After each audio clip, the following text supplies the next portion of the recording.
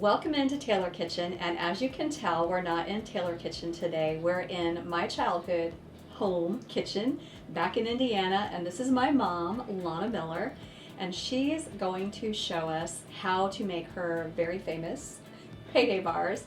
She sells a lot of these at market, and they're really delicious, kind of an imitation of that Payday Bar that you might have grown up with, but why don't we just go ahead, Mom, and dive in and tell us how we're going to make this recipe. Okay, well, the original recipe called for a cake mix at the bottom with an egg and oil in it. Well, I do butter because I like butter better. Yeah. And I make up my own dry mix with a combination of flour and whatever my recipe says. Yeah, so she's got like a homemade cake mix in here that you're going to add the butter and the eggs and everything to. Instead of buying a package, you can buy a package, a boxed cake mix if you want to, but my mom doesn't do that. She starts from scratch. And it's sugar, flour, baking powder, and salt. Super easy. Simple. And I keep it refrigerated. I usually make a big batch, keep it refrigerated, and I just weigh out 13 ounces when I'm ready to bake this. Mm-hmm. And then I add a third cup of melted butter, which I've already measured out, and 1 egg. And I just stir that together, press it into a 9 by 13 pan, and bake it at 325. Yes, for the base. 15 minutes for the not first even time. as I'm long. sorry. So that's good. I haven't made these since last December, so my memory's getting older. My mind's getting older. You're remembering just fine. And of course, you could do it on a mixture if you wished, but why dirty This is a so mixer? easy, exactly. For this part, Mark, I use my food processor, my mixer every day of the week during the summer months. Well, she's a professional, so No. she does that. You bake for market, so I bake for farm market. I it's used to hard to cater, but I don't imagine. cater anymore. So I just do this, and I love doing it. Love the people, love the social life. Get to see friends. And yeah, you do love doing it. It keeps her really busy and really active. Keeps my dad active too, because he's the guy that has to do the setup and take down. We're going to press it into, she's got parchment in the pan, which, you know, I'm a huge fan of parchment paper. And I've even It buttered saves. it just to make doubly sure. I don't Yeah. know if that's necessary, but I do it anyway. And it's easier to get it out of the pan, I really do think. How many, like if it were like cookies, pies, cakes, how many items do you think you sell every market, like on a Saturday? Oh my word. Like 100 or more? Oh, probably easily 100. Okay. But I don't do big batch stuff for people. I fix it. We have a lot of senior citizens, so I package stuff in 3 or 4 pieces with cookies. You know, try to make it affordable, easy to carry. Yeah. So forth. So it's good to have a cleaner upper. She was my cleaner-upper when I was young because I hated doing dishes, and so now I'll try to do her dishes for her. She usually doesn't want me to. Well, I think when she helped me in the shop, everything I had out there was big, and I could see for a kid where I think I made her hate dishwashing. Yeah, because it was professional dishwashing. There's 3 stations. First you wash, then you sanitize, and then you rinse, right? That's the way I So do it it. was like, and it was massive pots and pans. It wasn't like a couple pieces of silverware and a couple plates. It was like professional grade cooking things that we were washing, but Biggie stuff. The little kid, I guess it was probably hard for a little kid. yeah. I was probably just lazy, didn't want to wash dishes. No, she was always busy. It's good to wash dishes. It's therapeutic. I find it therapeutic There now you that go, I'm older. therapeutic. That's the word I was looking for. Yeah. And you have she has a nice view out her kitchen window. She can look at the barn and the trees and the grass, and when you have a view out your kitchen window as you're washing, it really helps. Definitely. Okay, that's pretty much packed in. It doesn't have to be perfect, Okay. just roughage. But anyway, it's in there. And so it's going to bake I'm going to put that in for the oven 15 for minutes. 15 minutes. Okay, we are going to do the topping that goes on this. So this is a entire package of Reese's peanut butter chips Okay. and a 1/4 cup of peanut butter. Okay. 1/4 cup of butter. Okay. That looks good. Okay. That'll work. That'll work. Not. I normally do this in a double boiler in my shop, but I'm in the house today, so I'm going to just put this in the microwave. In the microwave. And That's my shortcut whenever you need to melt things like chocolate. If you melt chocolate and butter together, it's really easy in the microwave. Just all microwaves are different. You have to maybe 30-second increments to know your microwave, and then it's super easy to melt things like that in a microwave without getting a double boiler out and dirtying a couple more pots and pans.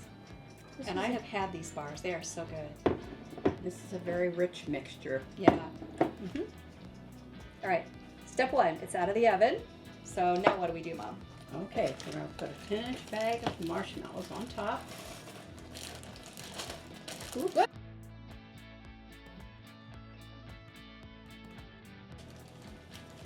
Get them evenly Try to get it distributed. even over the hot crust.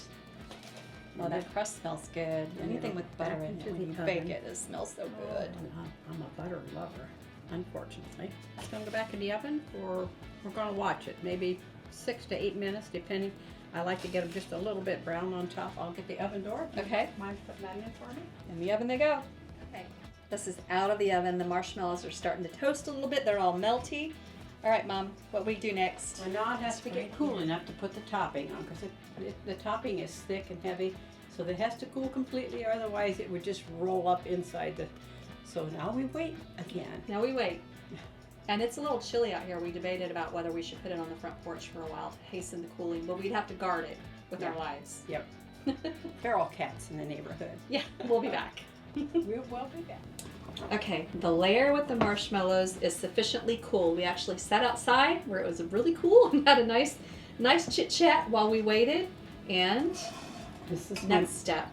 mixture of 2 cups Rice Krispie treats and 2 cups of cocktail peanuts. Peanuts, okay. And I warmed up the other mixture in my Corningware. I have a ton of Corningware. When we got married in '62, this was so popular. We got a lot of it. I'm still using it. Except for one piece. On a visit, I tried to organize her cabinet and broke one. You broke 2, my dear. I broke 2. Oh, sorry, I broke 2. I owe her 2 But who's Corningware. counting? Who's counting? That's okay. I said I've got more than I've ever used. She was just being nice.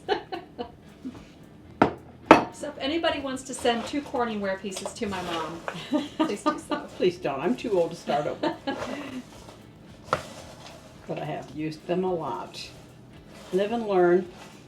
So she's just mixing this together. It's very thick. I actually stuck the Rice Krispies and peanuts in the microwave as well, just to get them warmed up a little bit to make this easier to mix up. Very nice.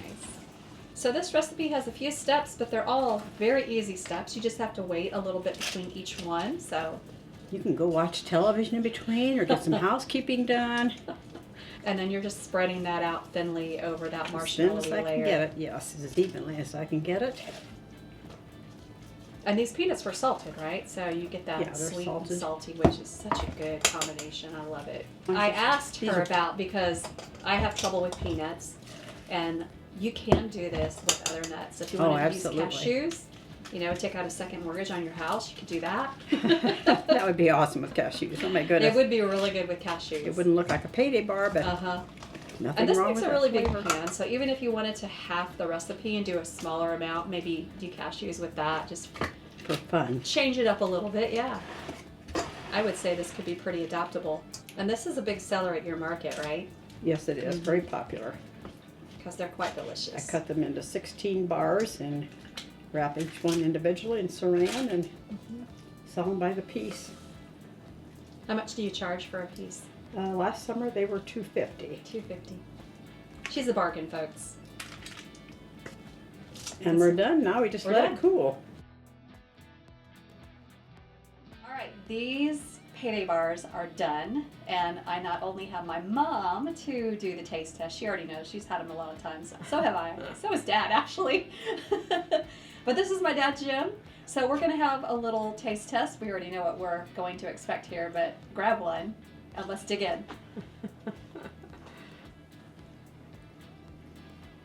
All right, and I'll grab this one. They look like a payday when you cut them. They're Yeah, different look layers. at that. That looks so delicious. All those layers are amazing. No calories, of course. No. No calories. We took them out just for the next 5 minutes. Pretty good. Pretty good. They're really good, guys. Rich. It's been fun. Yeah, very rich. Very Filming rich. here on the farm Mhm. with my parents. And you will find this recipe on tkfoodie.com. You don't want to miss this one. These are fabulous. Thanks for joining us. See Thank you. Have a good day. Bye.